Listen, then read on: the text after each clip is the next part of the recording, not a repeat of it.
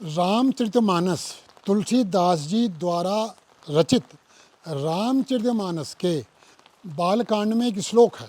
भवानी शंकर बंदो सरदा विश्वास रूपिणो याभ्याम बिना न पश्यन्ति सिद्धः स्वान्तः स्थमीश्वरम। ये श्लोक है। इसका मतलब क्या है? हमारे महापुरुषों ने अध्यात्म को कई ढंग से समझाया। इसमें क्या समझाया कि भवानी शंकर बंदो श्रद्धा विश्वास रूपिणों, कि भवानी और शंकर ये श्रद्धा और विश्वास के रूप हैं।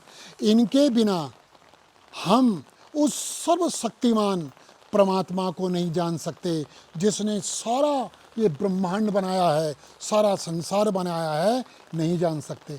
इसमें भवानी शंकर को परमात्मा ने कहा। श्रद्धा विश्वास रूपिणों, श्रद्धा भवानी हैं, विश्वास शंकर हैं। अब देखो कितना गजब सूत्र दिया उन्होंने कि परमात्मा प्रकट कैसे होगा। एक कथा है कि गणेश मतलब जिसकी गणना ना की जा सके, मतलब परमात्मा, इनकी उत्पत्ति केवल माँ से है, भवानी से है। भवानी मतलब श्रद्धा, की श्रद्धा से ही परमात्मा प्रकट होता है। समझना बात को है।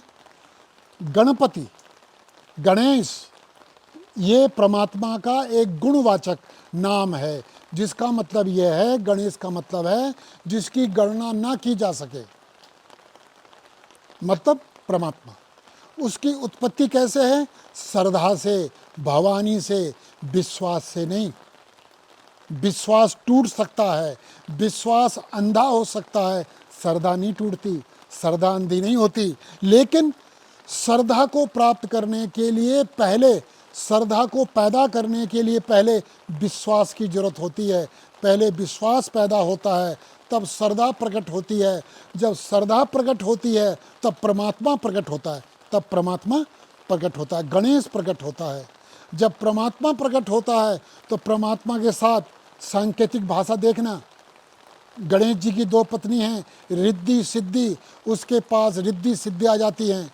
रिद्धि सिद्धि कोई महिला नहीं है, चमड़े मांस रक्त की महिला नहीं है। बेटे हैं गणेश के बेटे दो, शुभ और लाभ। शुभ और लाभ क्या है? चमड़े मांस रक्त के पुरुष नहीं। उस मनुष्य के जीवन में शुभ ही शुभ होता है, लाभ ही लाभ होता है। और बेटी है संतोष, बेटी संतोष है। संकेत देखना, हमारे महापुरुषों ने अध्यात्म को समझाने के लिए कथाएं बनाई, संकेत बनाए। हम लोग नहीं समझ पाए। जिन्होंने समझा वे आनंद से भर गए, परमानंद को पार हो गए। नहीं तो खुद सोचो, पहली क्लास का बच्चा पीएचडी कैसे पास कर लेगा? जिसने पहली क्लास नहीं पढ़ी वो पीएचडी पढ़ लेगा, पीएचडी पास कर लेगा। हनुमान चालीसा हमारा सबसे छोटा ग्रंथ है हिंदुओं का। उसमें सूर्य की दूरी बता दी, सहस्त्र योजन पर भानु। क्या है ये? ये सब बड़े गहराई के सूत्र हैं। स्वामी जैसे लोग, राजनीतिबाज लोग, भ्रष्ट राजनीति के ये जो लोग हैं वो नहीं समझ पाएंगे स्वामी जैसे। इनको तो बोर्ड चाहिए। ये कहते हैं बद्रीनाथ जी की खुदाई करो, बद्रीनाथ मंदिर में खुदाई करो। क्यों? इनको धर्म से मतलब नहीं है, इनको इंसानियत से मतलब नहीं है, इनको बोर्ड से मतलब है। ज्ञान व्यापी की जांच हो रही है, अब मुसलमानों के वोट लेने के लिए कहा जी बद्रीनाथ की भी जांच करो। इनको मुसलमानों के वोट नहीं मिलेंगे, क्यों? मुसलमान भी मूर्ख नहीं है। हिंदुस्तान की जनता सब समझती है।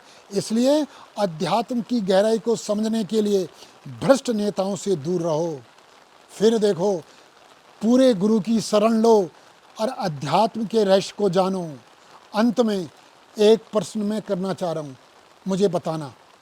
संत शिरोमणि रविदास जी महाराज, संत शिरोमणि कबीरदास जी महाराज, संत शिरोमणि गुरु नानक देव जी महाराज की कहीं भी किसी भी वाणी में बौद्ध धर्म की चर्चा है? अगर हो तो मुझे बताना। संत शिरोमणि रविदास जी की वाणी में, संत शिरोमणि कबीरदास जी की वाणी में, संत शिरोमणि गुरु नानक देव जी की वाणी में कहीं बौद्ध धर्म की चर्चा है? बौद्ध धर्म है कहीं वाणी में? मुझे तो नहीं मिला। जिसको मिला हो जरा मुझे भी, मेरा भी ज्ञान बढ़ा देंगे। जय मजदूर, जय किसान, जय जय हिंदुस्तान।